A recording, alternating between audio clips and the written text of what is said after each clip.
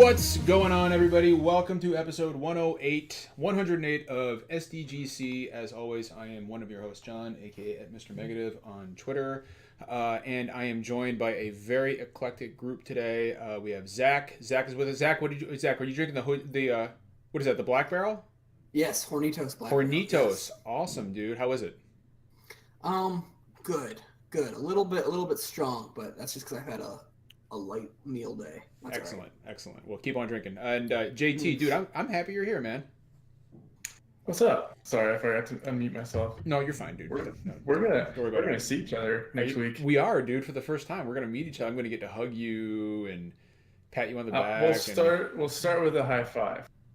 You're not ready for a hug? And then, well, are you not comfortable enough with me to? No, I mean, I'm just saying that's how it begins. Just let John buy dinner, and then you'll be comfortable. Yeah, that's fine. Just gotta grease the wheels, baby. That's all we gotta do. Just grease the wheels. Fine. I'm always down for somebody to buy me dinner. Yeah, John, on Twitch it says we're still playing Far Cry 5. Yeah, I know. That's on purpose, actually, because the conversation is gonna be heavily centered on Far Cry 5, and right now, honestly, Far Cry 5 gets more views than talk shows, so that's what we're rolling with. People are gonna come in here and be like, "What the fuck?" But I don't care. But at any rate, whoa, look at this. I'm looking at Twitch right now, and look at this. So this is weird. It is actually taking the chat window is taking the entire space. There's no, you can't see the pink background or anything. Look at that. Okay, well, that's great. That's just our great OBS, man. OBS is doing work, baby. At this point, I don't think it's a surprise to anyone when we have technical issues. Look at this. But I can fix it just right there because I've got OBS chilling on top. Oh, yeah, there you go. Look at that. Bam. Done. So anyway, I was actually very rude. I didn't, you know what? Well, I'm going to move to our guests, and then we'll introduce Jay. So we have two guests tonight, friends of the podcast. There we go. Now it looks much better on Twitch. We'll start with Rand. Rand Thor, the man of the million. What's going on, my friend? It's been a while since you've been here. Yeah, it has been a while. You keep on asking me when there's just either I'm did too many podcasts during the week, or I just don't want to talk about games, Sea of Thieves, anymore. But Far Cry 5 is something I have very strong opinions about, and I'm interested in hearing what you guys have to say about the game and how I'm going to tell you you're all wrong. Well, Rand, let's just be honest, I've also got a very bad habit of asking you to come on 2 hours before we go live. Every fucking time. So it's not like hey, a week before you want to come on. No, it's literally an hour before. It's I already have plans. I got to play video games at some point. Dude, I'm not like one of those people that pretends to talk about games and not play them. Ooh. Was the last time you were on? Actually, we were talking about Wolfenstein, right? I think. That might be. Yeah, our Wolfenstein spoiler cast. That was the last time you were on, Rand. So it's been a while, dude. I'm happy you're back. 2017. I mean, game of the year then for Wolfenstein, game of the year for Far Cry 5. It's really super premature. I'm okay with this. That's super. As long as they're first-person shooters, that's fine. Super premature. And we've also got our good friend. There's nothing good coming out this year, right? Rockstar's not putting anything out or anything. It's fine. We'll see about that. But we've also got a very good friend and frequent guest of ours, Sam Tolbert with the Inner Circle. So Sam, it's always a pleasure to have you on. I don't need to tell you that. Yeah, it's it's a given at this point. Exactly. You guys know me. It's always great to hang out. Always great to talk video games. You're like an honorary play them. You're like an honorary passenger in the dumpster fire truck. So I dive into the dumpster. You do. Fish something shiny out, dive back out. We love it when you go dumpster diving with us. And we've also got my good friend Brandon, who has probably played nothing but Overwatch this week, right? This is true. Yeah, exactly. Brandon is the reason that I'm so loath to talk about what we've been playing anymore, because every time we get to Brandon, I don't even talk about Overwatch. It's just accepted that it's a 2-year-old game that I still play. Are you enjoying Brigitte though? No, because you can't play her in competitive mode. What? Yeah, she's been in. They put her on the fucking test server for a month. And then they put her in the game, and you can only play her in quick play for a month. That sucks. So people who play competitive can't play Brigitte for literally 3 months after she got first revealed. Brandon doesn't truck with any quick play peasants. So actually, I play a lot of quick play. Oh, never mind. I'm wrong then. I'm not gonna play Brigitte in quick play. And I want to know if she's could actually be good or not, and you can only find that out by playing competitive. Who are you maining now, Brandon? Any Last support. time it was Hanzo, right? Right. Last time. But I was play gonna say, every could- sport. Lucio, Zen, Mercy, Moira, whatever. It Everything could be except worse. Symmetra, 'cause- Brandon could be playing Fortnite every week. And He could be. I True. tried Fortnite, and it was not for me. Mm. If I was gonna go back and play a battle royale game, I would just play PUBG again. Yeah, it's a true battle royale game. I mean, you don't want walls going up For in real, between man. the For person real, you're man. shooting at within an instant, and they like build a tower all the way up, and you're just like, I mean, that shit is fun to watch, but yeah, I don't want to play that.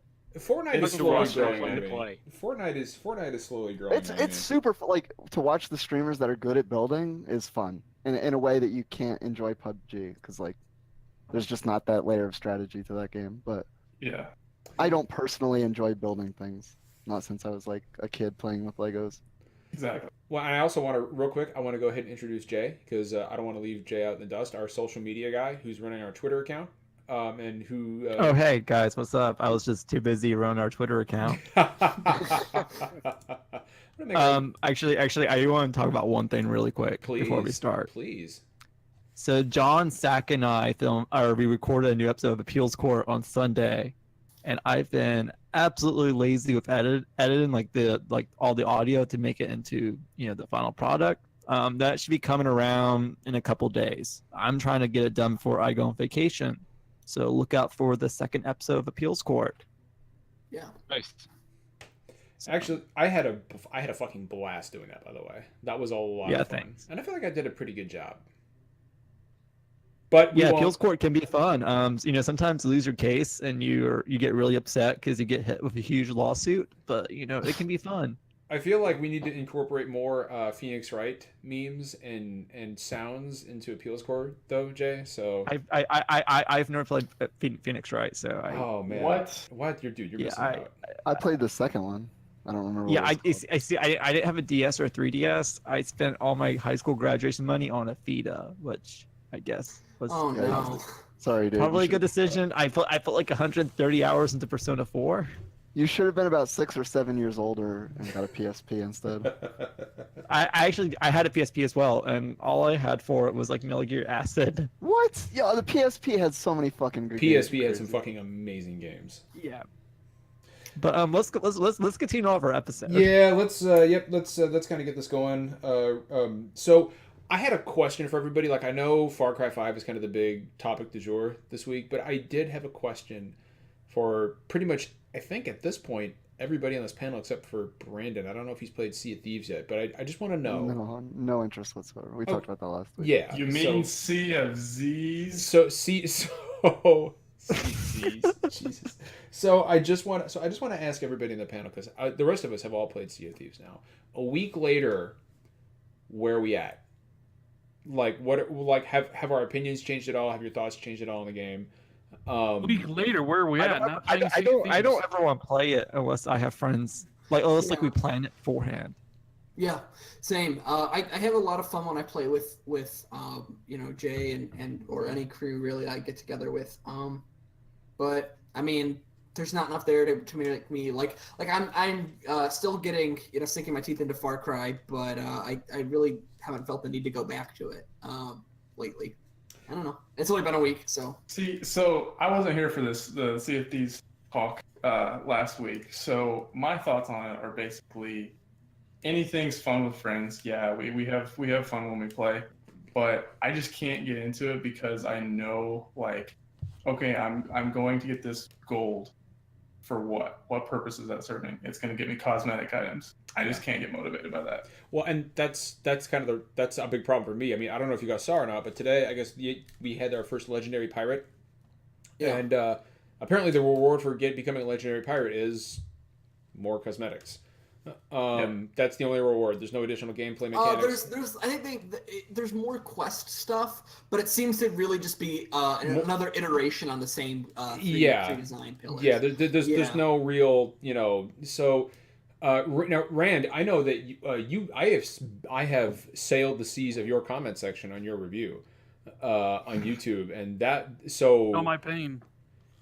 Dude, so a week later, are you still on Sea of Thieves? Are you still on your galleon? Well, no. You're done. I originally, I mean, it is fun with friends, right? I mean, anything could be fun with friends. Monopoly's fun with friends. You know, Twister's fun with friends. So I did have a great time playing the game with my buddies, you know, for those first 20 hours. But like many of you guys, it's just like the progression, the lack of progression, I should say, just doesn't interest me. And honestly, if it offered meaningful progression, I'd probably still be playing it. In fact, I know I would because my other friends would still be playing it. You know what I mean? Yeah. That's not to say, of course, I'll never go back because I do have friends who do still play it, and I might hop in for a voyage or two. But I know the game is about the emergent gameplay experiences you can have between fetch quests, because the game's not about the fetch quests, it's about the experiences you and your friends have in between them. The problem is I'm not inclined to do that or experience it because there's no reward at the end of the rainbow. If there was like, hey, I can get more ammo or more health, I would go do those fetch quests, you know, to have those potential emerging gameplay experiences to make my character better. So I have a question about Sea of Thieves. What are the opportunities to like display your cosmetics that you've earned? Like, what's you the can payoff? get your ship. I mean, the type of cosmetics you can buy, or just the payoff in general. I just mean like how like if the entire point of the game is just to look cool, like how many opportunities are there to show people how cool you look? Pretty frequent, I would say. Okay, Yeah. fair enough. I mean, you do run into other people quite often, whether it's on the seas or maybe in towns. But I mean, cosmetics don't do anything for me. They never have. Yeah. It's why like the Overwatch loot boxes I didn't care about, or any loot box with cosmetics. Like I play a game like Skyrim, and everybody's like spending hours trying to find the right character. I picked the first default one.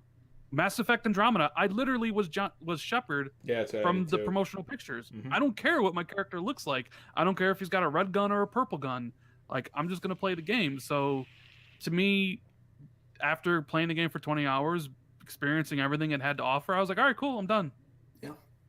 Be back in a year when there's other things to do besides that, and, you know, we'll see, you know? Well, I think the developers would be okay with that. I mean, it's designed as a game as a service, so they want you to put it down, come back to it later. I'll tell you what, that additional content has got to come quick.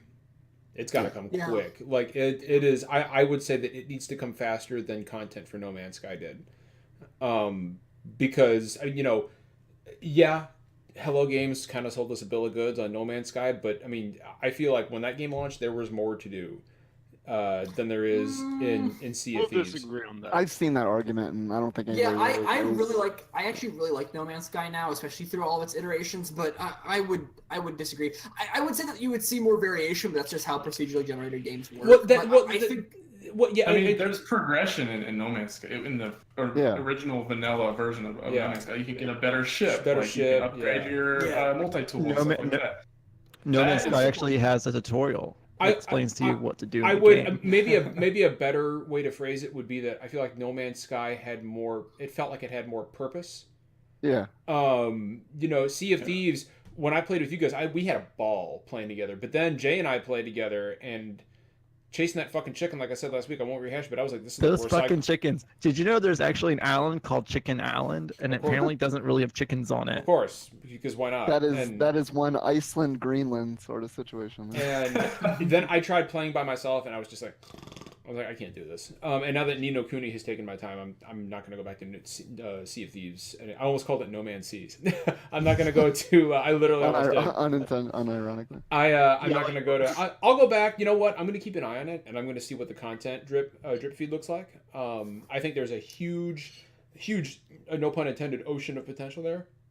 There is a ton of potential, yeah. But yeah, I mean, I don't know if anyone read my review. But I did. I'll just keep my opinions I did. Great review, Sam. Yeah. I think it's an incredible foundation for that emergent gameplay, but I think the content, I agree with you, John, needs to come like ASAP. Yeah. And based off of the comments in their latest update, I think Rare is aware of that because they said in their developer update today that they were adjusting the pipeline for some of that stuff based off of the comments they've received. So, yeah.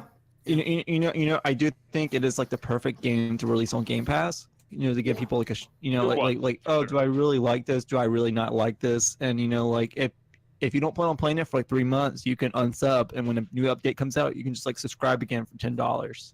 Yep. Well, yeah, and Go ahead. The Game No, Pass go thing ahead. is interesting because we talked about it on the Xbox 2 today. I know a lot of people, because Microsoft gave the numbers, 2 million players in a week, I think is pretty impressive.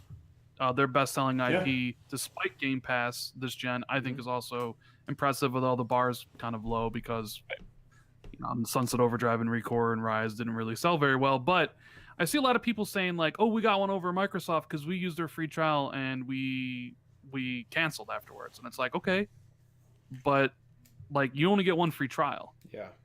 And State of Decay 2 is coming out in 2 months, or Crackdown 3 is coming out in 2 months after that, and then State of Decay, and then Forza Horizon 4, and then the Gears spin-off, and then the Halo 6 and all that other stuff. The idea is Microsoft doesn't really care if you use the subscription because you're just going to come back and subscribe later on, months down the road, for a game you are interested in. So I think Sea of Thieves, even though it may be right now at its current state a mediocre game, or slightly above mediocre, because that's kind of what I rated it at, but I think it succeeded in its purpose of drawing people to Game Pass, and seeing what it offered, and getting people to check it out. And then State of Decay 2 will be next up. And I think from what I've seen on IGN, that game looks great. It looks fucking fantastic. I mean, Rand, that is why I got an Xbox One X, because of Game Pass. That's what sold me. Yeah, that's the idea. My conversations with people at Xbox, no longer is it where each individual game has to be a success on its own merits, right? Which is how it used to be. Now it's all about the idea of adding content and reasons for people to get Game Pass. So a game like Sea of Thieves or any other game could be a failure or not meet expectations, but it doesn't matter because it's all about the subscription money. That's why Netflix does so much content, and it doesn't matter if one show doesn't do as good as the other, because it's all about keeping people subscribed for an entire year and longer. Mm-hmm. So I know I saw your tweet where you were concerned about Rare and Rare's future. I would be too if Game Pass didn't exist. But because it exists, I think they're fine, because there's this new, way to monetize, Xbox gamers or whatever you want to call it. So I think Rare is perfectly fine. And for my conversations with people, it blew away everybody at Xbox's expectations. They had no clue it would be this big. Like, absolutely no clue. Microsoft has actually given the go-ahead to Rare to hire. They originally were at 100. Microsoft didn't believe the game was going to be that big, and I believe they've hired up to 200 now.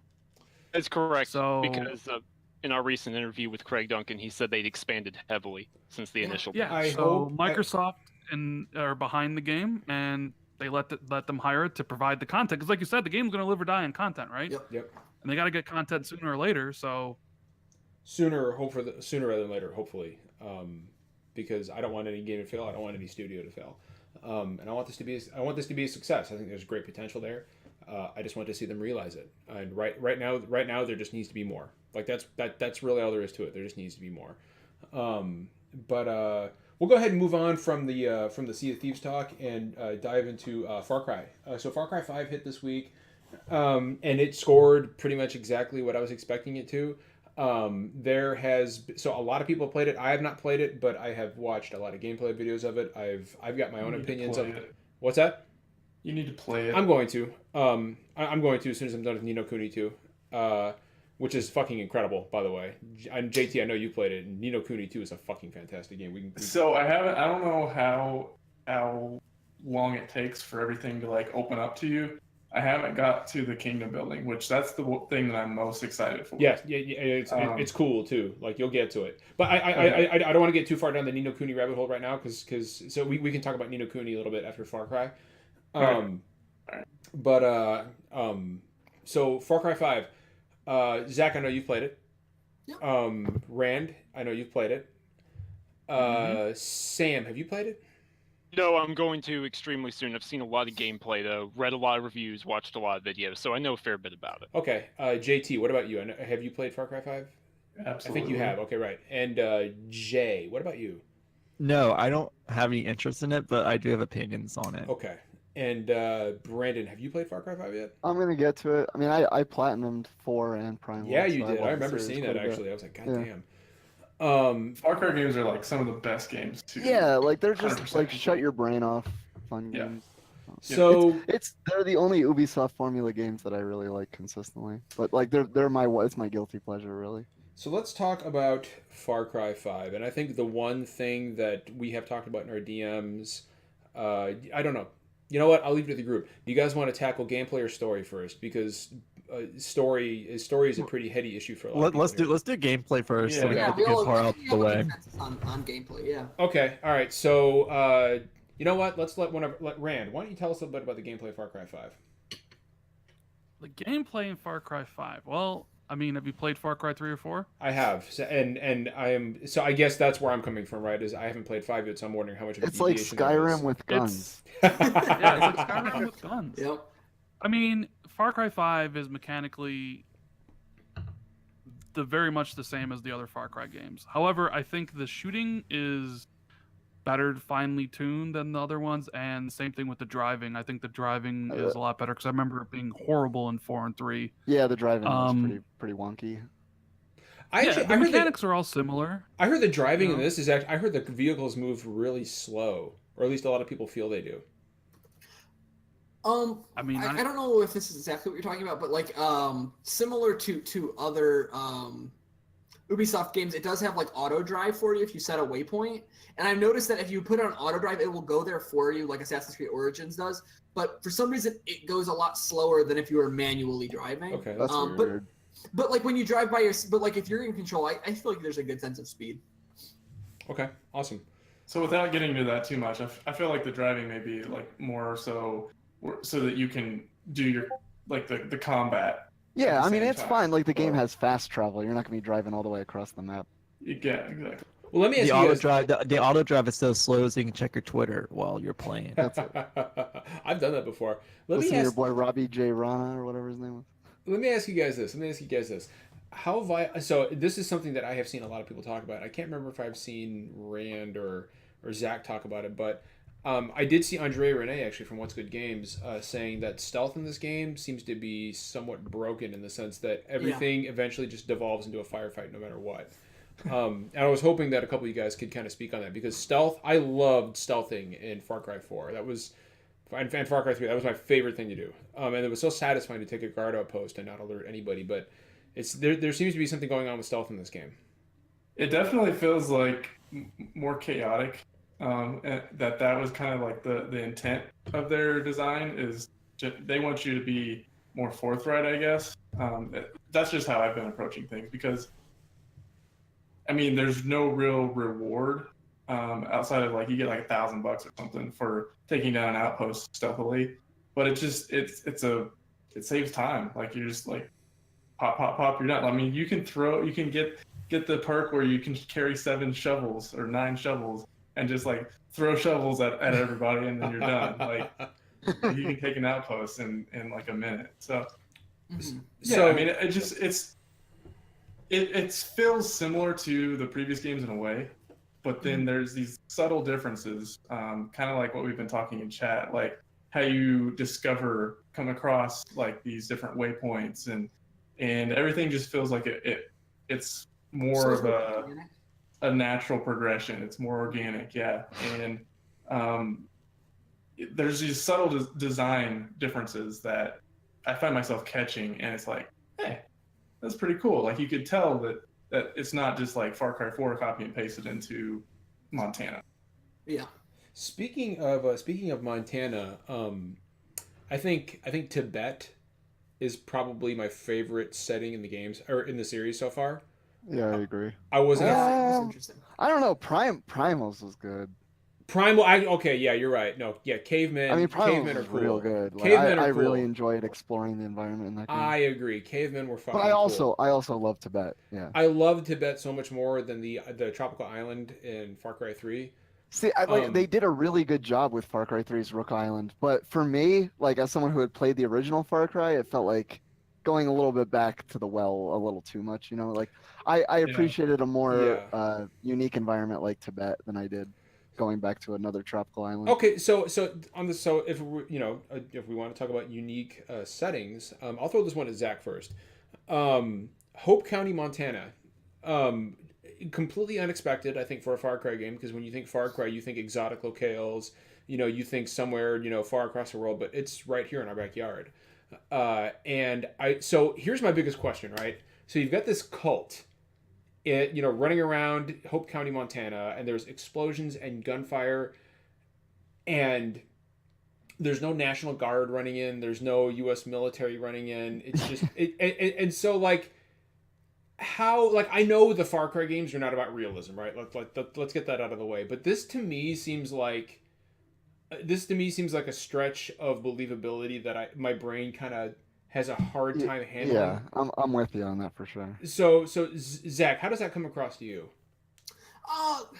Like, it's hard, right? Like, especially from a gameplay perspective, you have to allow yourself to put that on your mind. And that's kind of what Far Cry requires in some ways, is like to not look for the logical loophole, right? Like, one of my favorite characters so far that I've met is Nick Ryan, and he's a pilot. He's a really good pilot, and like one of the early beats, this isn't really a spoiler, I think they talk about it in the trailer, is that he is considering just leaving the county with his pregnant wife. And like, that's kind of a big loophole, is like, if you can suspend or if you can believe that the cult has the county surrounded and nobody can leave, you can be like, oh, well, I couldn't take my car out of here because they've got roadblocks. That's like a feature of the game. But like, if Nick Ryan's an ace pilot, he could fly out of the county. If you really want to think about it, but like, that's it. Like, it's a disadvantage to the game. I mean, there's a lot of logical holes in it, but I mean, it's a fun game to play. I mean, it's that simple. So basically, just turn your brain off. It's Far Cry, kind of fair. The series knows what it wants to be at this point. Like, it does, but like, I am a big, like, I don't know, like, the setting of Far Cry 4 is really intriguing to me, but at the same time, like, and Brandon, I'm sure it's the same for you, having served in the U.S. military and having known how we respond to domestic crises, like, I'm just like, I'm looking at what's happening in Montana, and I'm like, why is the National Guard would have been called in? They explain that. It would be like the fucking division would be in there. Like, yeah, like. Tom Clancy special ops shit going in there. Well, hold on. I want to let Rand. You were saying? I said they kind of explained that away right in the intro. Oh, okay, all right. See, I wasn't aware of that. The deputy and the U.S. Marshals go to arrest them right in the intro, and let's just say one of the people in charge of alerting the National Guard about it is in on the cult. So no call goes out.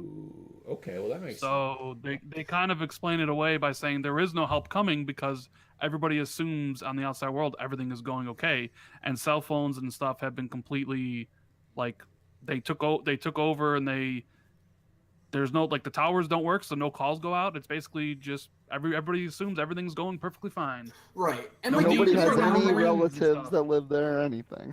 Well, like, you of course you can get around it by saying, okay, but like, Nick Ryan could get in his plane and fly out and go tell somebody. And like, he could, but like, and I, like, there's a lot of things I don't want to give Far Cry 5 a pass for, but like, you just have to suspend it. You have to suspend.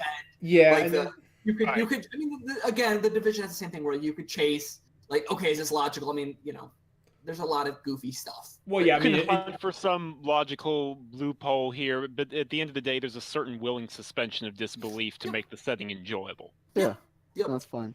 All right, so and disconnected from a narrative standpoint, the Montana that they've recreated within Far Cry 5, it looks beautiful. Is only a thing if the game is trying to be taken seriously in the first place. Yeah, it's like the Far Cry games don't even try to. So I feel like this one could have, but we'll get into that later. There are moments where this game does take itself seriously, and those are my favorite moments so far.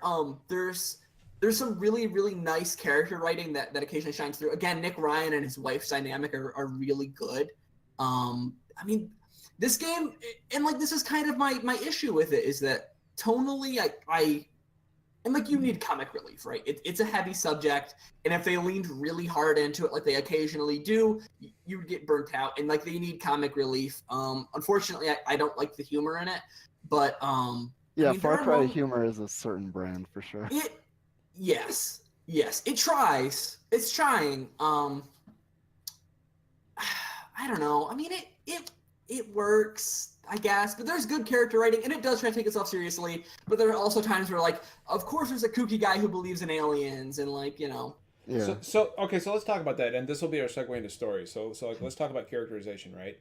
I will just right off the bat say that Joseph Seed is, and again, having somebody, I'm somebody who has not played the game yet. I fully intend to, but Joseph Seed is just on the face of it a far more compelling antagonist than we've seen in the series in a while. Like I really liked Pagan Min in Far Cry 4 because the Crab Rangoon, right? Like, Yeah. like, I mean, it's voiced by Troy Baker. yeah. I mean, and Troy Baker fucking killed it. Let's go shoot some goddamn guns. Yeah, Like, I liked Pagan Min. Pagan Min the was biggest great. problem with Pagan Min was that he wasn't in the game enough. He wasn't Not in the that game he- hardly at all. Yeah. Yeah. So what? Joseph Seed, and we can use him and his cult to kind of get into the story. So Joseph Seed is a very extremist Christian cultist. And so I guess right off the bat, my question for people who play the game is, and without kind of getting into spoiler territory, like what is his overall level of presence in the game as compared to some of the Pagan Min who literally shows up at the beginning of the game and shows up at the end of the game? Honestly, that's it for him. I mean, and I'm gonna just keep it brief so other people can talk on it. So far, I have played maybe like 5 to 8 hours of it. So far it's pretty reserved. He'll appear in cutscenes, not in gameplay. There are 3 lieutenants. This isn't really a spoiler. It's all front-loaded information. There are 3 lieutenants that control the 3 regions of the map. They are quote-unquote his family, and they kind of mitigate him being in scenes a lot. He'll appear in cutscenes or through the radio, but you really see him on screen pretty minimal, like less than Voss. Okay. Okay. Yeah, it feels more like Far Cry 3 to me in that respect, but less than Far Cry 4, if that makes sense. Well, okay, or less than 3, more than 4. So Rand, what do you think? Yeah, I was gonna throw to Rand actually. So I've actually got a question specific for Rand. So Rand, talking about Joseph Seed, like Voss Montenegro was just a fucking psychopath, right? Like he was the Kefka of that game. He was insane. Does Joseph Seed, being that he is this cult leader, does he come off as insane, or does he come off as somebody who is sincere in his beliefs? Well, the thing is, like Joseph Seed and Faith, Jacob, and John, they all believe they're the heroes of the story. They all believe that they're doing God's purpose and God's work, that the collapse isn't coming and they need to save people, right? And he is present. Joseph is present, maybe more so because like the other 3 lieutenants who each have their own area, and you have, well, one of the gameplay loops people don't like is after a certain amount of time you get kidnapped, and it happens in all the 3 areas when you reach a new meter level. And after, I mean, that part is a little bit frustrating because that's how they can basically soliloquy to you. They capture you and then they spiel a 5-minute monologue to you, and then they give you some exposition. Yeah, they all but all 3 of those characters, Jacob, John, and Faith, they all talk about Joseph like he's this, and even though he's not in it as much as say Vaz, his ideas permeate throughout the entire game. Right, it's his cult. The other 3 lieutenants are always talking about him, and I honestly think all of that combined, like Joseph and the 3 lieutenants, they combine to form a better villain to take down than Far Cry 3 and Vaz, and definitely better than Pagan Min. Because when I sat there, when I was playing the game, and I've beat it already. I mean, it took like 22 hours to go through the story. I got all the achievements, which took another 10 or so. Like That's 38 hours. Of Far Cry. Usually takes me about 30 or 40. I was, every time Joseph was on screen or one of the lieutenants, I was transfixed. I mean, I would sit there and listen to what they have to say, and sometimes they would say something that kind of rings true to a certain degree. And that's what kind of, in my opinion, is great about this villain, is he's not just insane to be insane, right? Like how Vaz was. There's tiny morsels of truth scattered throughout. Like there's references like a to Senator Donald Trump. Armstrong sort of. Yeah, there's like references to Trump, not specifically named Donald Trump, but clearly they're referring to him.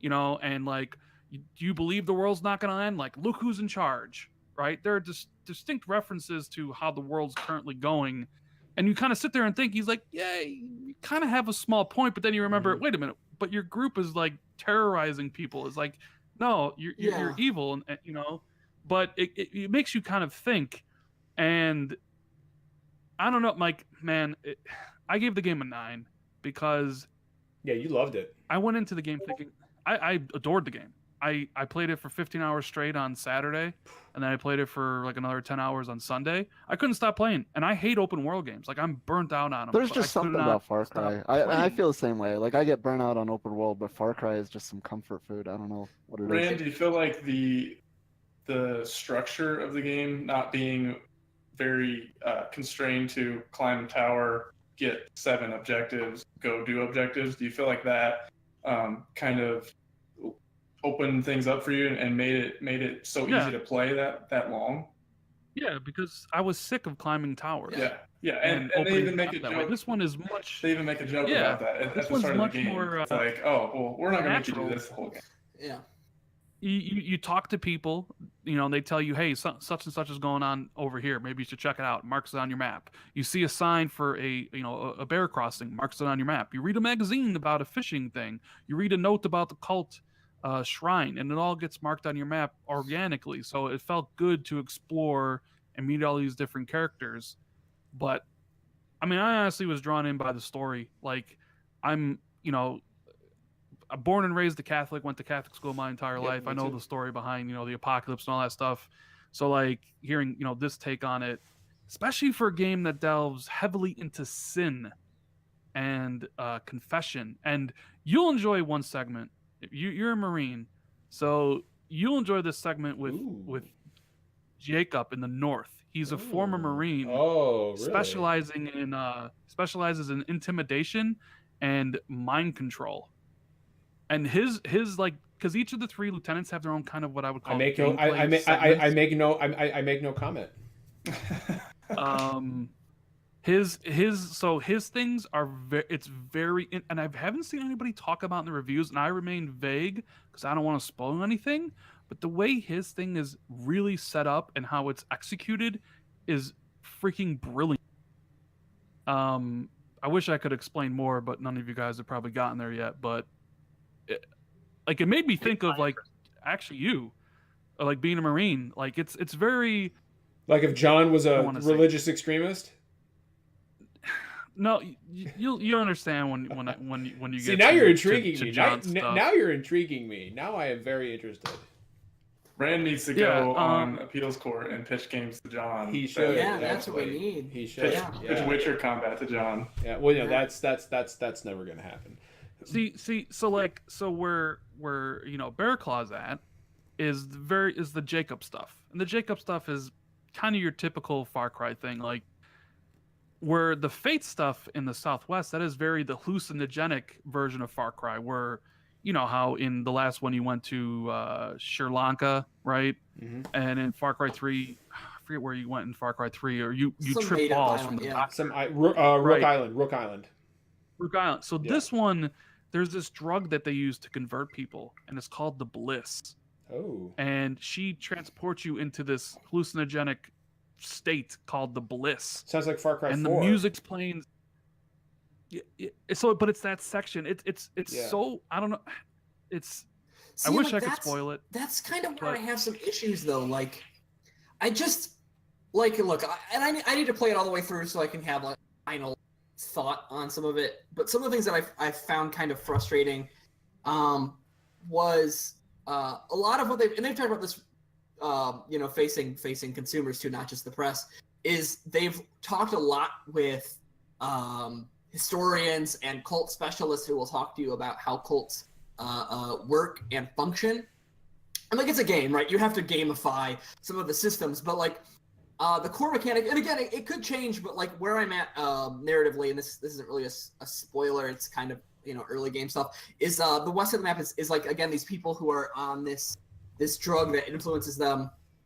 And like they've got this green, very video gamey cloud around their head because they're under the influence of this drug. Oh yeah, I saw that. Yeah, I saw a video of that actually. I was like, what are they like? I was like, is there a skunk nearby? Like, what happened? I mean, it's the gamification of. It's basically like super high on this bliss stuff.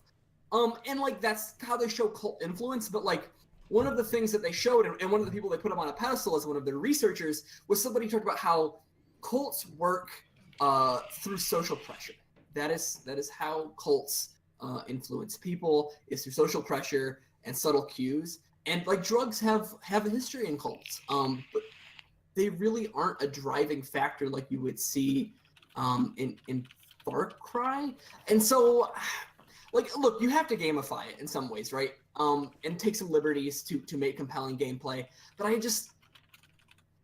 there are so many interesting social politics of how cults gain traction and followers, and how they coerce people living in the margins who feel like they don't fit in, who feel like they're at risk. And like, so far they haven't really delved into that. I mean, they talk about some of the sin in the Seed family, but like, so far I haven't really gotten to a place where I feel like the people that you're shooting have been made compelling people. They just kind of are zombies that are high that can spot you at a distance. So let's talk about that, right? Like, and this I think is kind of the issue that everybody is wanting to talk about is the story in the game and what it did and what it didn't do. Because I know people have pretty I don't know, let's just say heated opinions on this. Oh, thank you very much. My wife is bringing me coffee, by the way, in my special branded SDGC mug here, which you can. This is available for purchase. By the way, that's the good stuff right there. If you visit our Twitter page, I think the URL is like teespring.com/official SDGC. You can find it on our Twitter page, which is @official SDGC on Twitter. You can buy not only this beautiful mug here, but also this wonderful T-shirt that I'm wearing. These are all available for purchase on Teespring. And all the proceeds go to Child's Play. Yes, so we don't make money off of this. And Child's Play makes money off of it. And I can assure you, operators are standing by right now to take your calls. But at any rate, this is the most SCGC thing. It is very It is, yeah. But anyway, I completely got off track there. So let's talk about the story in the game, and we have had some pretty, we shall say, spirited discussions on this in the DM. I will come out. I'll kick it off. I'll go first. That's good coffee. So I expected the story to go, or at least the tone of the story to go in a completely different direction than it did, based on my admittedly limited exposure to the game before it released. So like, if you take a look at the box art of the game, right, there are very clear allegories to the Last Supper. There are, it's a bunch of white dudes. One of them has like one of those fashy looking haircuts, they call them, one of those alt-right looking haircuts. The American flag itself is covered in what looks like an homage to the German Iron Cross. And there were a lot of rumors going around, and we were talking about a bit about this in the DMs today, about the original tone of the game, or at least the original tone that was pitched to journalists was much different than what we got.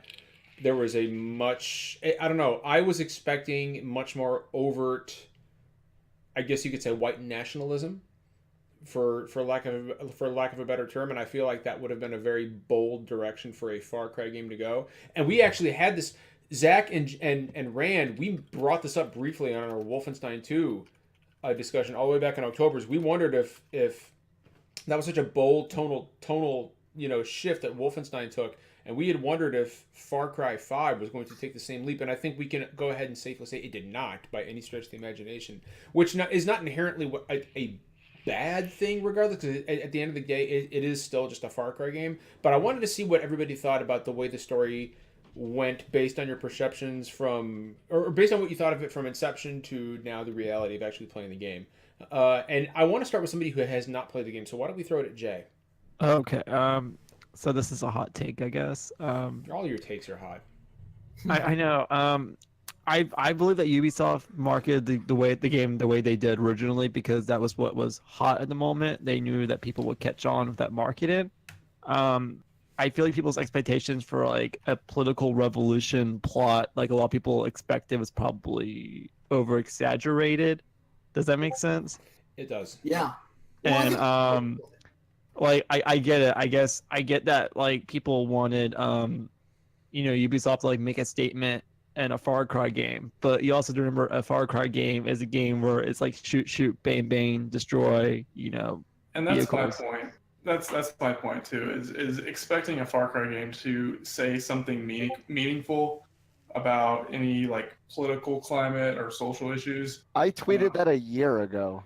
Like, Yeah, I mean, who didn't see this come? I don't know how people are honestly disappointed. Like, Yeah, the like I don't know. expectations. I don't know. It's just like I have also not gotten the argument of like, well, Wolfenstein 2 was able to kind of do this, but not Far Cry. It's like Wolfenstein 2 was a direct sequel to a game with established characters already. Yeah. Wolfenstein 2 is also a game about shooting Nazis. Yeah. So like you kind of already know what you're getting yourself into. That's a good point. From what I've seen, people are really enjoying Far Cry 5, for its gameplay aspects and whatnot. It just seems like some people were expecting way too much out of a first-person shooter plot. I don't know if I would say expecting or maybe hoping.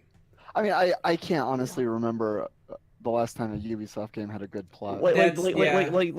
Like, do you guys remember Far Cry 3? Like at the beginning, like literally, you're just like a bro, and you guys are like on spring break vacation, and you're you're drinking beer and smoking weed. I mean, the like, opening like, song is that fucking what's that song? Am I like all I gotta do is Paper Planes, I think. Paper Planes. He's one of the worst gaming protagonists in history.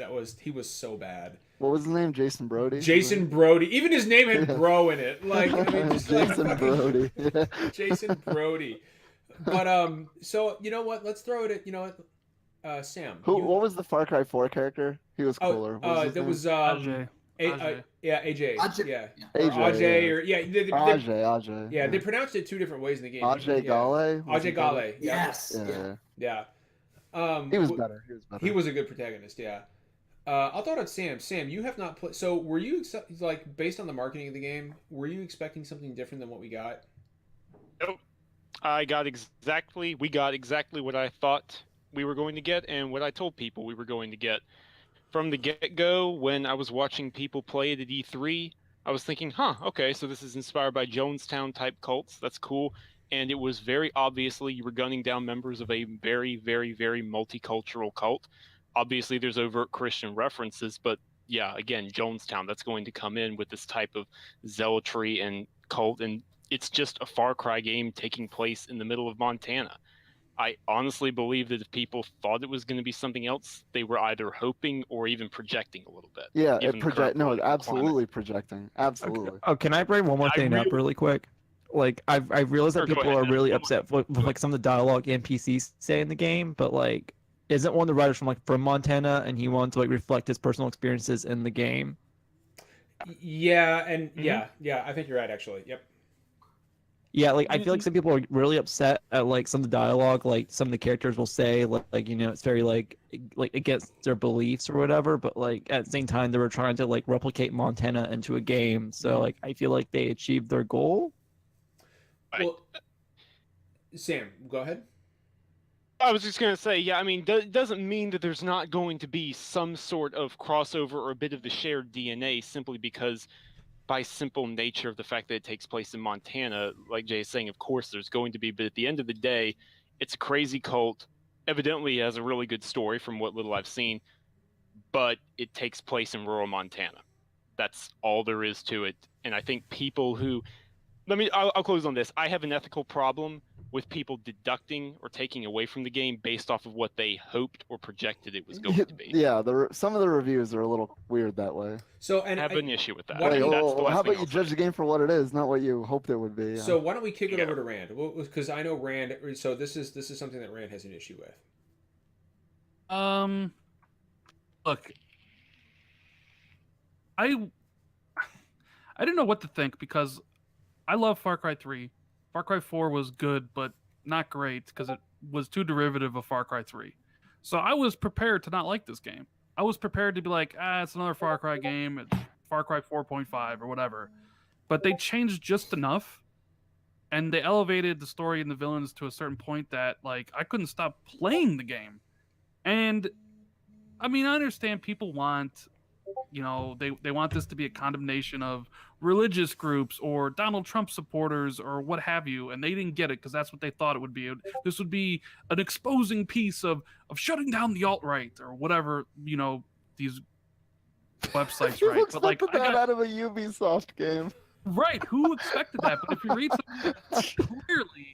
clearly, some of these websites out there like thought that was going to happen. My biggest issue with the game is the fact that your character is mute. Yeah, I was going to bring that up. Oh, I didn't know that. Really? I I did mean, not know Chrono that. Trigger is Really? considered to be one of the greatest games of all time, and your character doesn't talk in that game. Yeah, but at this all. is different though. This is different. And like Chrono Trigger would only 2018. lasted like 10 minutes if he was actually able to talk to you, because he would have been like, no, let's not go in that time machine. Yeah. And you guys would just be chilling at the festival for the whole game. Chrono Trigger is one of my favorite games, but Chrono should have talked. So this is the first I'm hearing about a mute protagonist. I'll make an appeal for it. So let's keep it first.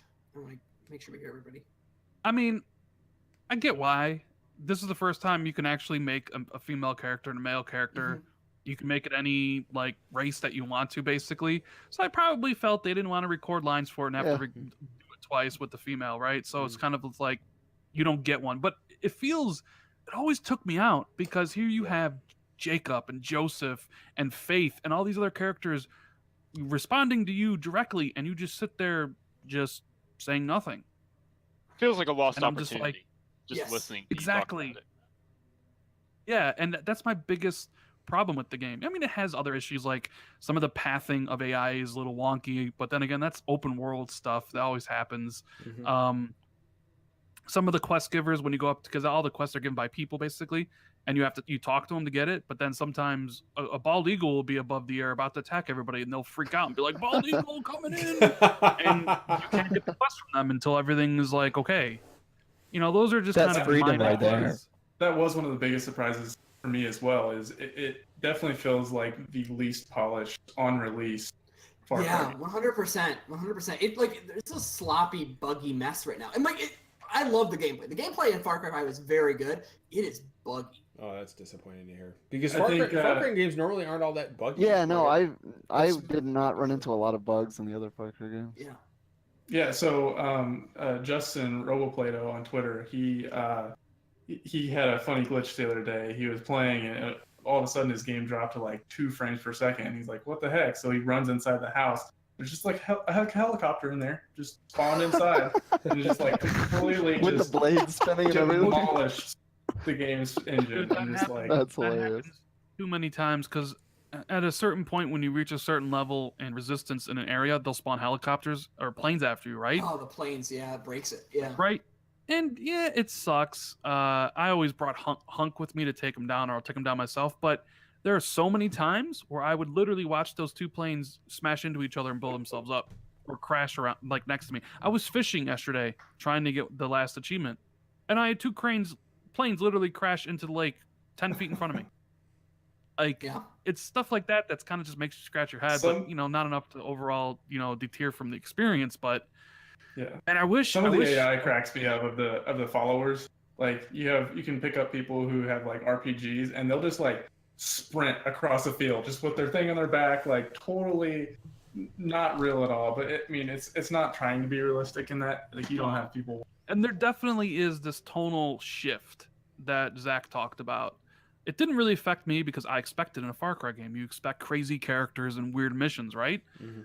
But this game, especially the main plot, is dark.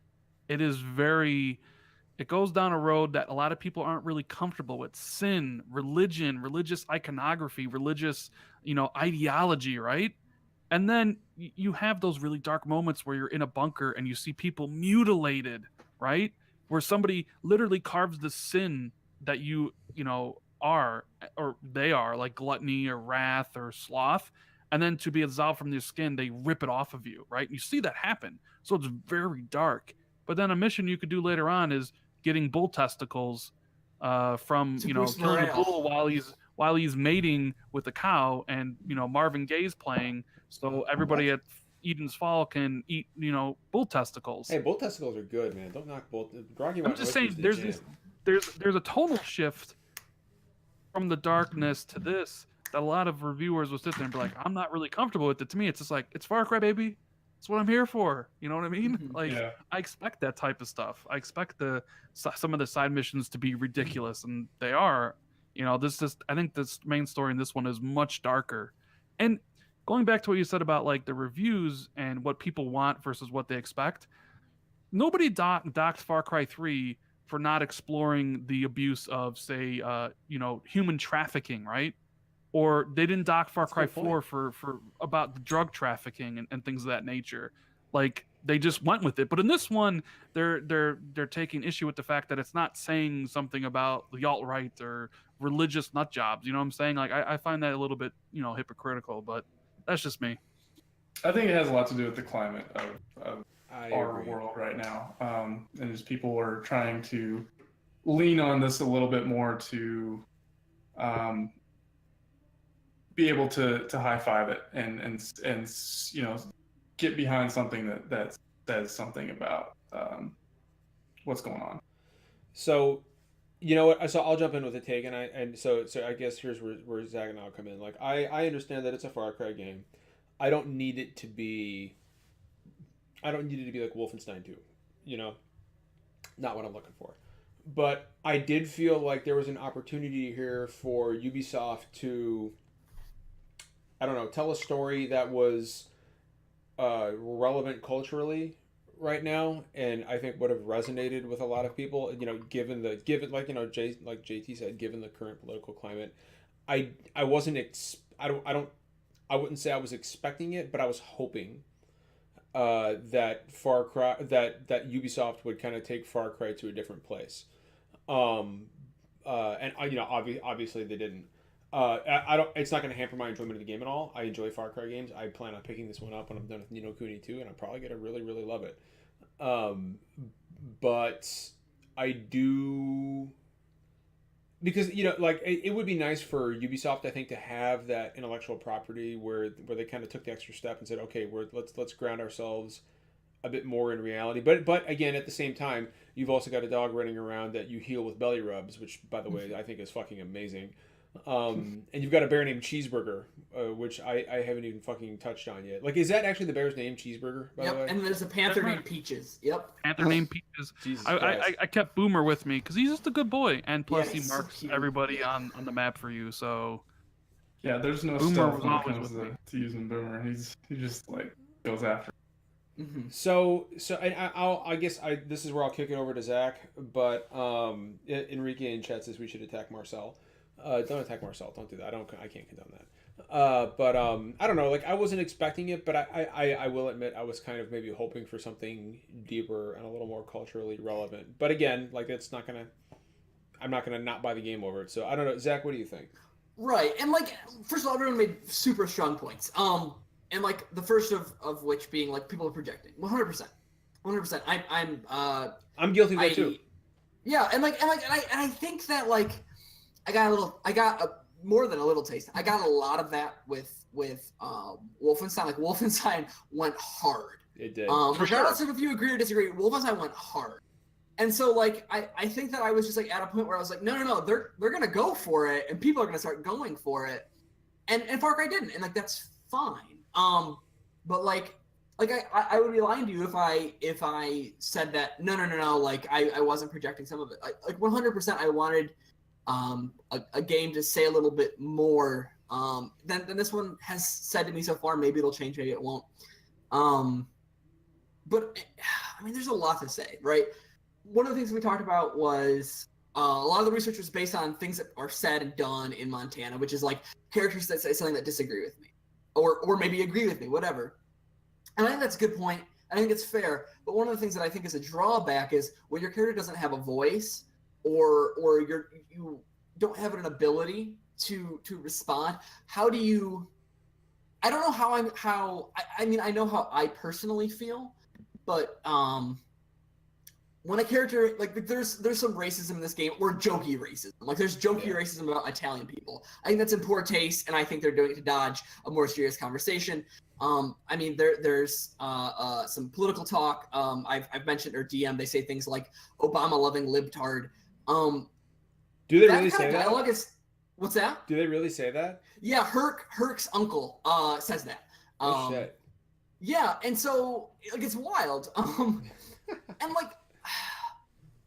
I wish that there was a way to me, positive or negative. I wish that there was almost more interactions for me as a player, and it's kind of a weird juxtaposition with the gameplay, because the gameplay in so many ways has been a steady improvement over quality of life things through the Far Cry franchise that feels really good. Like there's a ton of quality of life things here that make Far Cry 5 a blast to play compared to its predecessors. But like the lack of voice in combination with like this commentary that's very real, but that I also don't have the ability to have any response to is kind of hard for me, right? Like when a woman says, those Italians have been stealing my jewelry, like I want to respond to that. And like it's okay that you can't, but like I just feel like making a reference without the player having some way to facilitate a response that they would have is kind of strange.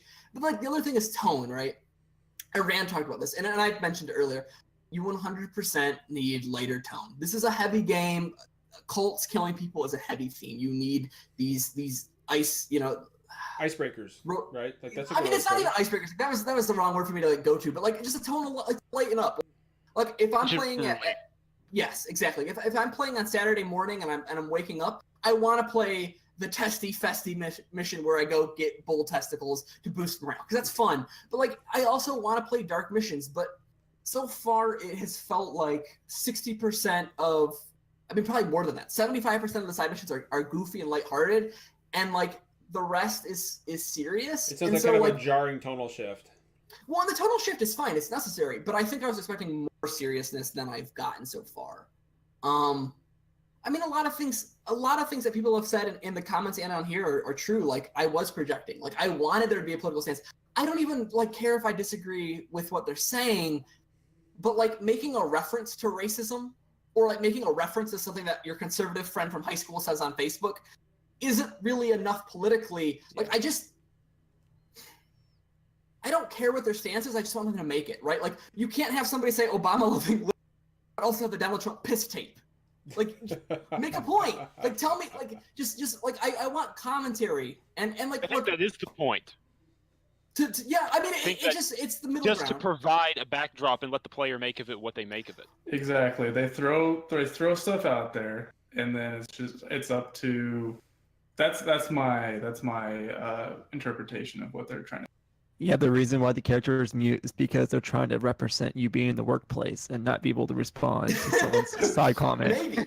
Maybe. But like I said, like first of all, again, 100%, I'm fine with somebody saying. I mean, I don't like it personally, but like if they want to have a character that's like your uncle at Thanksgiving, that's fine. But like I would like the ability to respond. And like, look, they're not sitting down to make a Far Cry or Mass Effect like character decision making or morality or ethics guideline. Like they're not trying to make that, and so it's fine. But just the combination of projection, mixed with like I wish there was something a little bit more provocative being said one way or another, has just been a little underwhelming for me. That's fair. Anybody have any other? Zach, that was great, by the way. Does anybody have another point they want to make about Far Cry 5? Yeah, I guess I'll just say one really quick. Please. I think that like maybe like I mean I wasn't projecting for the plot in this game to be as political as other people thought it was going to be or whatever. I guess some like the quick phrases like Obama lived hard or whatever are pretty immature. But I think this is a game where like you can definitely tell that Ubisoft wanted to like pertain to maybe both sides. They are a AAA publisher. We also didn't mention this, but they also went through a big transition in their company like this past week. Didn't they sell off their shares? If they bought the shares from? They fed it off the Vendy. Yeah. This is supposed to be like their big seller this quarter. This is their biggest game of the year, isn't it? Yeah, they couldn't risk that. Like you also have to, you have to think about them from that perspective as well.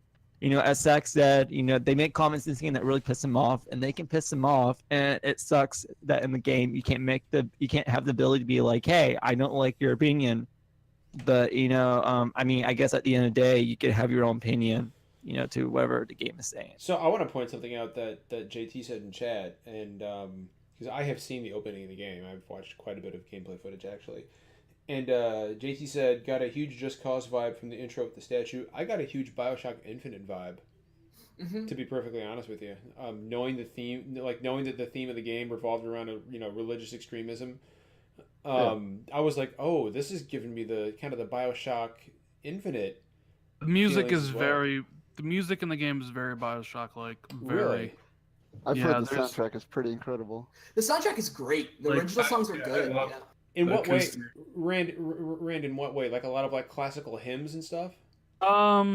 Especially the stuff that has to do with the religious thing. Like there'll be trucks out there and they're singing like a song like "Let the water wash away your sins," and it's just like listening to that, and I'm just like, man, this would be like something right out of BioShock, Interesting. especially BioShock Infinite. There's a lot Yeah. of choral hymns, The best. especially BioShock. the stuff with During especially the with stuff intro, with- the Yeah. dude's singing "Amazing Grace," like really. Yeah, like, I mean, he slowly always and- sings and- like "Amazing Grace." Yeah. There's like choral hymns that go on, especially with the Bliss. Like there's a song there, so the music is very, very much BioShock-like, and the music and the soundtrack, especially even the licensed stuff. Like there's this mission where I stole a semi that had like guns attached to it. As soon as you get in there and start driving, it's like Barracuda starts playing, right? There are a couple missions like Nice. that where it's just like I said, the testy mission where you go to kill a cow or a bull while it's mating with a bull with the cow. Marvin Gaye starts playing, right? There's some really cool licensed music stuff, but yeah, I don't think like it has that much to do with BioShock, but definitely the music I felt was kind of inspired. And maybe hold on, maybe take that back. One of the writers on this was also a co-writer for BioShock Infinite, so there might be some similarities, a little bit. So can I just make Go ahead. one more quick thing? And I meant to bring this up back to it, but like one of the things that we've kind of talked about is Far Cry has a problematic past. And like, look, I like the gameplay of Far Cry. Far Cry has some good gameplay, but like narratively, Far Cry has had some problematic games, and they've course corrected a little bit where you play a person who goes and shoots underprivileged brown people in a lot of the games. That's been a loop. And like I think that one of the things that somebody brought up was like, well, nobody had outcry, and I think maybe a good point is nobody had outcry around Far Cry 3 or Far Cry 4. And I think that there should be, like, Far Cry has always been political. Far Cry 4, for example, talks about a lot about cultural conservatism or liberalism. Do we go back to the things that are tried and true that we have counted on for generations, or do we push for something that's liberal? I mean, they force you to make a black or white choice between those two things. Because you have to decide with which. Sure, but I mean, the point is that it's political, right? Far Cry 3 is the same thing. It's about white people in a place where underprivileged people are forced into sex trafficking or piracy. Like they're always political one way or another. I think that we are more willing to make commentary about the politics of Far Cry 5 because it is set in our country, so we can make something relatable. Yeah. Right. Like, Yeah, it's like the closer to thing is home. like the politics of Ghost Recon Wildlands. I like Ghost Recon Wildlands. It's a fun game. I mean, turn the character volume down to 0, but the gameplay is fun. But if you are from Colombia or Venezuela, I forget where that's set. I think it's Colombia. Okay. It's probably just as inaccurate, but it's still political. But it's just as inaccurate, and I kind of. I don't know. I just think that Far Cry is a political series, and like I think that we're kind of doing a disservice to suggest that like this is the first time there's been politics, or we shouldn't expect politics because like there's inherent politics in the Far Cry series. Yeah, there is, sure. There are. I will very in the most gentle way. You know me, I'm gentle, Zach. I will gently push back on Far Cry 4 by saying yes, you are killing brown people, but you are also a brown person. Yep. Killing brown people. It's true. It's true. But you're a privileged person, right? Exactly. Still. Right. Yeah. But God, this fucking Far Cry 5 conversation is wow. We've been going about. We got deeper in the 45 weeds minutes with the Far Cry 5 conversation than I had anticipated. But I mean, that right there to me is one of the inherent strengths of the game, right? Like we can. I haven't even played it, and Jay hasn't played it, and we've had plenty to say about it. Brandon hasn't played it; he's had good opinions on it. So that again, like, is not just the power of the game itself to drive these conversations, but also like the power of the medium itself is that we can we can have these conversations about games that I have not even played yet, which I think is fucking amazing. I do want to move on from Far Cry 5 because we've spent a long time talking about Far Cry 5, and I want to talk about something that I have been really excited to talk about all day long, which is some of our biggest gaming disappointments. And this is not limited. I just want to lay this out because I think there was some confusion earlier. This is not limited to the current gen. You can talk about any gaming disappointment you want, anyone. It doesn't matter. And I already know at least one of mine is going to piss Jay off. But I'm not going to start. I don't want to start. I want you know what? I want Sam to go first and talk about something that has really disappointed you aside from this podcast. Dang it, you stole my first one. This disappoints me every Thursday.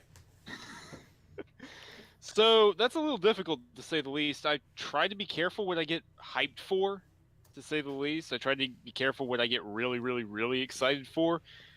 I mean, I know it's still pretty fresh and it's been talked to death, but honestly, Mass Effect Andromeda still stings me. Everything that happened with that franchise, even after, I mean, getting rid of the fact that, okay, they fixed some of the bugs so it wasn't crashing on you every 2 hours or deleting saves or characters, models floating off into the sunlight, whatever. The fact is, it's still a disappointment considering just how strong that original trilogy is and just how much I loved it and how much it meant to me in the 360/PS3 gen. Yeah, that one's still pretty fresh. I'm still smarting over that. I totally agree with that. The original trilogy, like Mass Effect, to me is one of, if not the, I would have to think about it, best video game universes ever created. Like I found myself buying the book, during the Mass Effect 2-3 days, just because I wanted more. Like I cared about these. And now it's dead. The series. I mean, Andromeda literally killed that series. And the attention detail that was placed in the codexes and how they fleshed everything out, and it sort of had a quasi-scientific explanation. I loved the passion poured into it. I always joked with people that it wasn't Mass Effect 1, 2, and 3. It was Mass Effect Part 1, Mass Effect Part 2, and Mass Effect Part 3, as far as I was concerned. Yeah. I don't know what it was. It was just overall Andromeda. There was no direction there. Everything just kind of. It felt like they were making a Mass Effect game for the sake of making a Mass Effect game. There was no, like, I don't know, like you have a clear-cut goal, like you have a mission in the original trilogy, like you know where things are going. Andromeda was just like, okay, we're here and it's brand new. It's like a reboot, it kind of got. They didn't give me a compelling reason to get invested. I hope you guys aren't thinking that the next Dragon Age is going to be anything different. Because from what I've heard, you see that it's like a skeleton crew. They got the B team working on that. Yeah, it's a skeleton crew ever since Mike Laidlaw left. So as far as we're aware, BioWare is like 95% hands on Anthem. It's right Anthem. now. All hands on deck for Anthem. So more power to them. I hope it's a fucking success for their. Regardless of your opinion on, you better hope Anthem is a success. So sure. our good friend Anthony Agnello from Continue Podcast and GameSpeed is in chat right now, and he actually said there will never be another Dragon Age brother. BioWare is going to friggin' close after Anthem. I hope he's wrong, but I'm not gonna. I'm not gonna sit here and say he's wrong yet. Because I mean. That is a whole other podcast right there. That is a whole other. Yeah, don't get me sad. But yeah, that's going to be something else. I think BioWare's in a lot of fucking trouble. Why don't we go on? Why don't we move on to Rand? Rand, give me one of your biggest gaming disappointments. Not just from this generation, but it could be anything at all. Well, I mean, I know pre-show I said the Duke Nukem thing. But I'm not going to go with that. I'm going to go with... And it's not even really a game. It's more of a set of games from my favorite developer of all time, and that would be Bungie. So my biggest disappointment is the Destiny franchise and how terrible Bungie has become with their universe and trying to do it. Like, I'm sorry. Like, Bungie is a shell of its former self, and Destiny 1 and Destiny 2 are horrible games. Especially Destiny 2. I don't know how you go from being the most coveted up there with like developer like Naughty Dog and make Destiny and Destiny 2, and in 2018, less than a year later, nobody talks about Destiny 2 anymore. They killed their own game because they just didn't have the talent at Bungie to pull it off. And yeah, my biggest disappointment this gen, any gen, is the fact that Bungie went and made 2 completely mediocre experiences ever. So there you go. So Destiny. I would disagree that they're mediocre. You'd be wrong. And I would disagree that wrong. I would disagree that Destiny 2 is dead. Oh, it's deader than a doornail. It's fucking dead. Nah. Dude. It's dead. I had fucking friends that dead. like hopped off. I have friends that hopped off Destiny 2 who were like really into like the loot shooter game to go back to the Division. I mean, the Division has been massively improved, though. Yeah, like I yeah, played like, it's Overwatch the other day with a Destiny Twitch streamer that switched to Overwatch. That's how dead it is. Well, I mean, I think people will come back if they're able to fix it. People will come back. They came back for Destiny after they'd taken King, and I think they'll come back here. They coming back for Destiny 2. Their only savior is to just knock it out of the park with Destiny 3. Anthony in chat says Destiny 2 is the old Navy of video games. Why don't we go ahead? Yeah, I want to go, but you know what? I'm gonna kick it over to Jay. I had a really good answer before we went live, but I was like, that'd be a really like typical answer, so I'm not gonna go with that. So should I build up to my answer, or should I just like give my answer and explain why? Just give, yeah. I'm gonna give my answer. Yeah. It is the Sims 3. I've never. I didn't see that coming. I didn't at all actually. Yeah. Okay. So, as everyone here knows, I'm a huge Sims fan. It's why The Sims 2 appeared on our top 100 games list, which had Final Fantasy VI on the 43rd spot of that list. My friends and I would buy the expansion packs, back when PC games were actually physical, and like we would find ways to like install the game. So like we would each, like there was a method to doing it, so we didn't all have to we didn't have to like buy all of us buy the expansion packs. Like we'd be like, okay, like install like this expansion last, so like you can keep your copy and I'll keep my copy, like because we were cheap middle school students, and like I mean I used to play Sims 2 a lot. Like it's still probably one of my favorite games of all time. So I was so excited for The Sims 3. It's like, open, it's not really open world, but like the whole town, like, moves forward at the same time as you're playing your game or whatever like that. And the launch of that game was so bad. It was so bad. It was so CPU heavy. And like The Sims 3 doesn't really run all that well. Like Sims 4 is like a much better performing game because it's not doing as much in the background. I also didn't have internet when The Sims 3 came out. So like I couldn't update the game, and it was terrible. My second answer is Final Fantasy 13 because I bought Xbox 360 for it, and I did not like Final Fantasy 13. Final Fantasy 13 was a good game, yo. No, it wasn't. Yes, it was. I have a signed copy of it too that I won off of IGN like 8 years ago, and I hate that game. I'll take it. If you're not gonna appreciate it, I'll take it. Someone's offered me $800 for it, so you can buy it for that much. You should give it to me for free because hey man, we had tacos together. Yeah, but like those tacos were like $40 altogether. Those tacos were really good though. All right, yeah. Anthony says Final Fantasy 13 forever, my man. All right, so I will actually. You know what? I'm gonna go next. And I've got 2 quick ones. The first one for me is got to be Final Fantasy 8. Because I just like I'm a Final Fantasy guy, and actually you fucking suck. No, actually, Jay, actually no. I just realized something. So I'm going to change it, and I'm going to be extra fucking spicy, and I'm going to say it's Final Fantasy 12 was the biggest disappointment in the series for me because and I will tell you why because it has shit characters. 12 is much better than 8. You're crazy. It has a shit combat system. You can fucking set the game up to play for you. if you want. No, John, my Wait, face wait. is red right now. John, my face. Vaughn. Oh, hold on. The Final Fantasy VIII's the best Final Fantasy, though. No, one, it's not, but two, it is the second worst Final Fantasy. Objectively, it is the best Final Fantasy. Gentlemen, I'm on my soapbox. The best Final Fantasy doesn't have level scaling.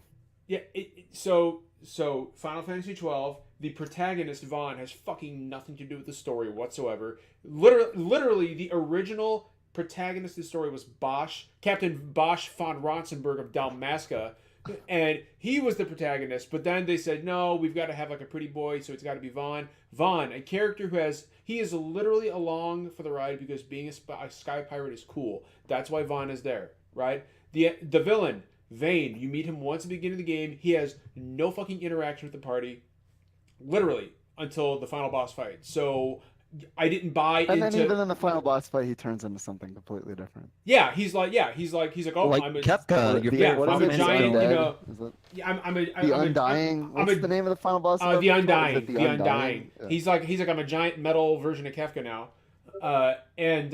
Vayne's motivations were ridiculous. His the voice actor was good, but you know what? I did not buy the conflict between the party and Vayne whatsoever, because he wasn't there. He was barely in the game. He had no interaction with the party at all. The battle system was garbage. You could set up the entire game literally to autoplay But that's itself. the point, John. No. That's the point. Okay. It's supposed to be like kind of like an MMORPG, and you're directing your party members We can't what get into you're the debate. telling to do. Okay. Yeah. Can't get into this. Well, we're not getting into a Final Fantasy debate. Okay. Yeah, All it's not right. happening. For the It's past not 6 happening. minutes. Okay. All right. So Final Fantasy 12, and then I will also say BioShock 2. Fuck off. Hold on, I Zach. don't like the BioShock games, so I don't really. Why? care Okay, about Why, those. John? Okay, let Why? me explain. I said disappointment, not the fact that Final Fantasy 12 is It's actively. good, not great. Hold on. Alright. Hold on. Final Fantasy 12 Jesus, can you guys move on? Final Fantasy 12 is actively a bad game. BioShock 2 is a good game, but coming off a masterpiece like BioShock with characters like Andrew Ryan and Would You Kindly, I found the story in BioShock 2 to be, and Sophia Lamb as a character to be lacking. That's fair. So that's why, and so I'm not going to say it was a bad game. BioShock 2 is a very good game, but from a tonal story standpoint, to me, it did not stand up to the original BioShock. Those are mine. But we'll move. So who hasn't gone? Brandon, what about Me. you? I had to think about this for a while, and I know that Seamus Blackley is a friend of the show, and we had him on as a guest. But my answer is Jurassic Park Trespasser from 1998. When I got it as a Christmas present when I was 13 years old, along with the original Rainbow Six and the original StarCraft. So I mean, 2 out of 3 ain't bad for that year, but. Obviously a huge fan of Jurassic Park as a kid. Like, what 13-year-old kid at that time wasn't a huge Jurassic Park fan, right? And that game, like, it promised so much. It was so ambitious, and I installed it and played it, and it was shit. It ran like shit. It looked like shit. It played like shit. And it was Jurassic Park. Like, it was a Jurassic Park first-person shooter. Like, Wasn't that game like marketed to be like the next best thing like on the computer? Yeah. It was supposed to be like it was supposed to be like a next gen first person shooter or whatever. Yeah, because it had a pretty good physics engine for 1998. Like, if you think that games didn't really start leaning heavy into physics-based gameplay until Half-Life 2, 2004, it's like Trespasser was 6 years ahead of the curve on that, but. It was just 12 years behind the curve on everything else. Yeah, exactly. And Jurassic Park Trespasser was a game, so it came out in 98. That's right when like Voodoo cards were getting big and 3D accelerators were a thing. It's like my dad bought a 3D accelerator for our computer because we needed it to play Rainbow Six. So we had one. And Jurassic Park Trespasser was a game that ran better in software mode than hardware mode. Like, so you got better frame rate and better graphics if you ran it on hardware instead of actually using your 3D accelerator. But I didn't know that because I'm fucking 13 years old. Like, so of course, like, I just played it with the GPU enabled, and it ran like shit. I like 15 frames per second on minimum requirements. I have not heard that game brought up in so long. Oh yeah, nobody. my nobody God. ever talks about Jurassic Park Trespass. Right? Oh, Yeah. Brandon, that's fucking that dude. That's awesome. I was not expecting that, man. And like I said, Seamus Blackley was working at DreamWorks. Poor shit. Yeah, he's been on the podcast, dude. Seamus. Just a couple years before he was, birthed to the Xbox. He, Seamus- Just a quick reminder, guys, that the Duke controller is coming out again for the Xbox It One is, yeah. all-in-one entertainment system. I saw the next box month. of that. They're actually calling it the Duke. And- Like it actually says Duke right on the and here's box. the thing, Seamus, I'm sorry, but the Duke controller is not good. Jay, let's do a joint review for it when it comes out. But Give me the money to buy it, and I will. Doing a review. I hate the Duke. Like I had original Xbox, and I hated the Duke. The Duke, yeah. I did too. You could I have was not a fan of the Duke. you could have bludgeoned somebody to death with that fucking thing. So we've got who's left? JT and Zach. Did Sam and Rand go? They went. This topic has gone so long that I completely I forgot. was the one who No, brought it's Mass not the Effect Far Cry Andromeda to topic, BioWare. So. Yeah, he was the one who really brought the party down with Mass Effect. Okay. You know what? Well, you know what? We'll kick it over to JT and we'll end on Zach. Okay, so I was like I said, I was gonna go Mass Effect Andromeda, but Sam took that. So then I was gonna go Metal Gear Solid 5, but that's pretty softball. Like I think it's a great game. It's just not a good Metal Gear Solid game.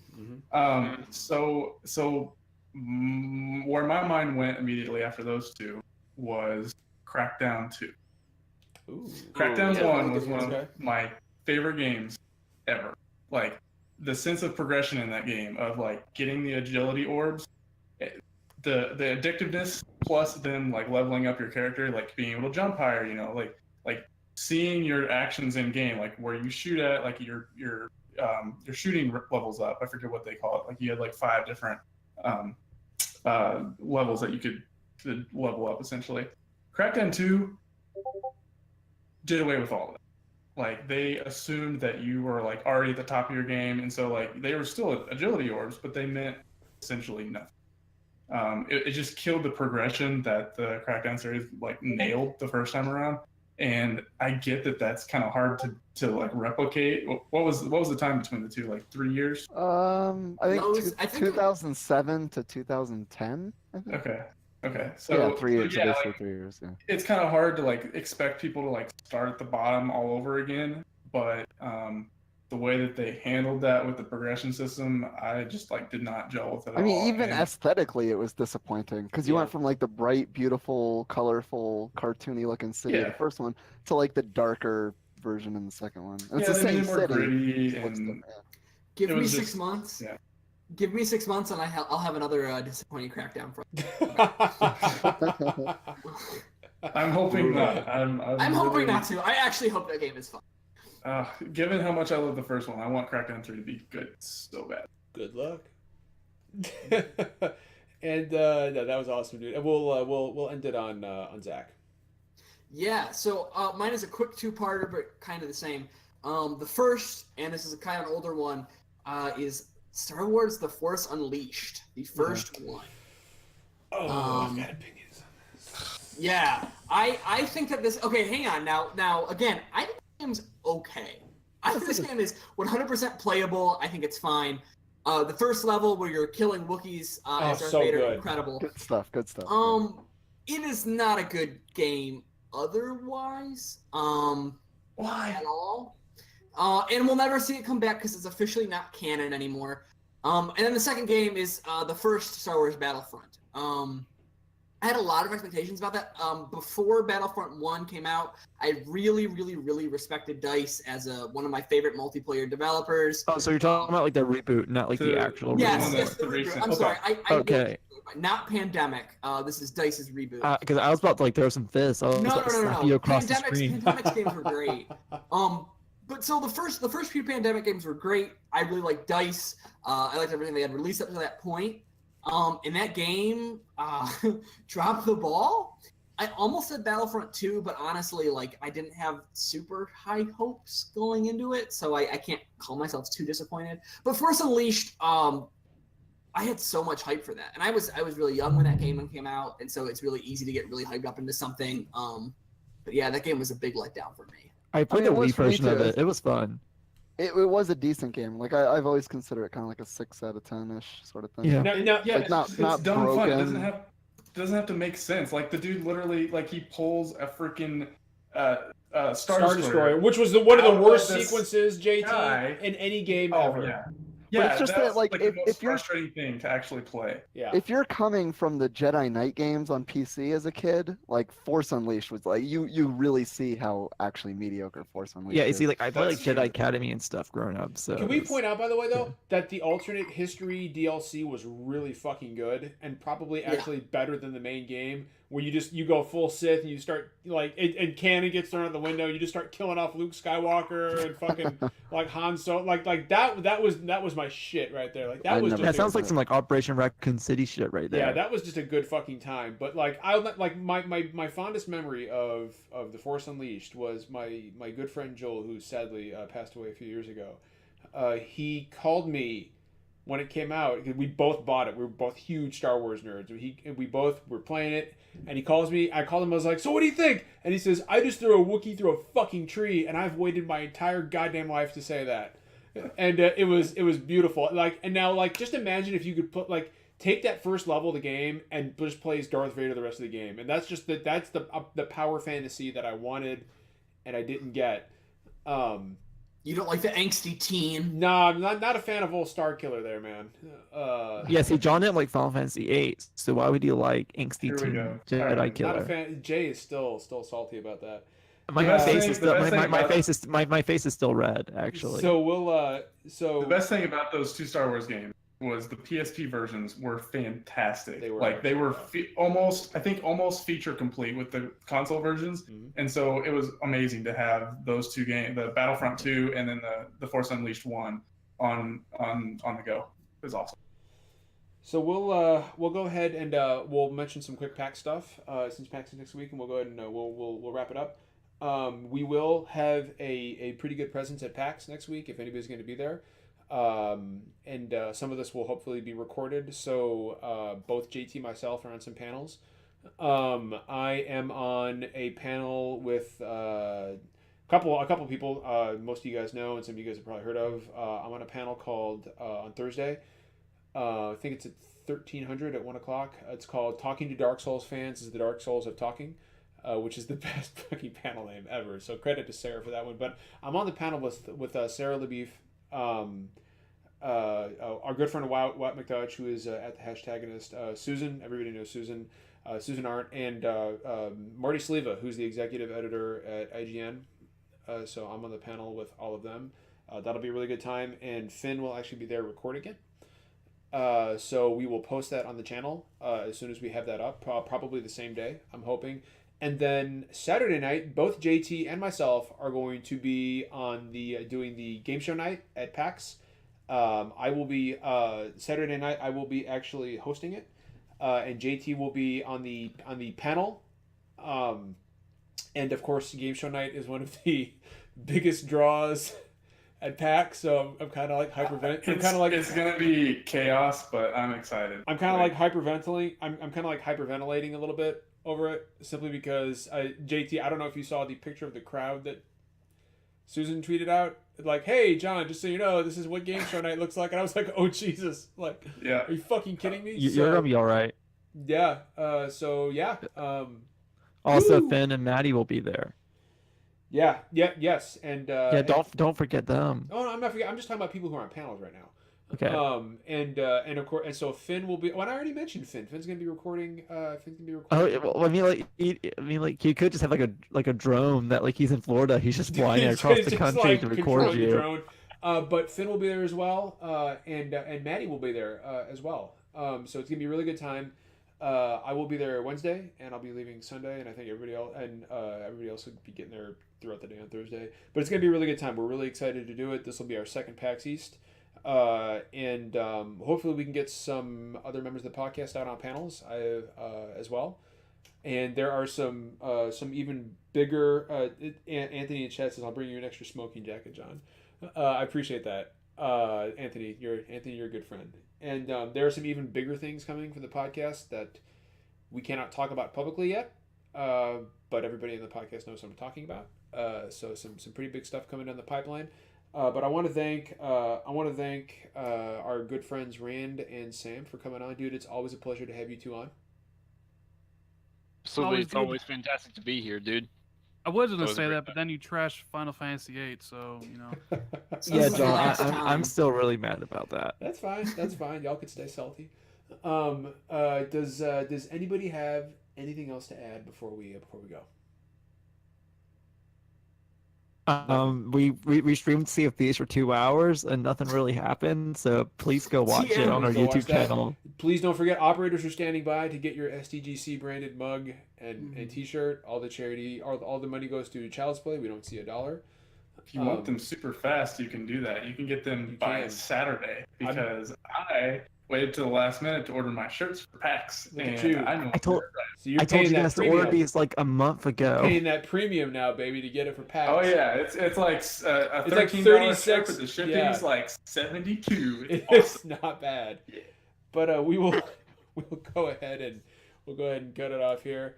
As always, everybody, it's not always poetry, and we don't always agree, but we always keep it real. So until next week, we'll see you guys at PAX. Final Fantasy VIII is better than Final Fantasy VI.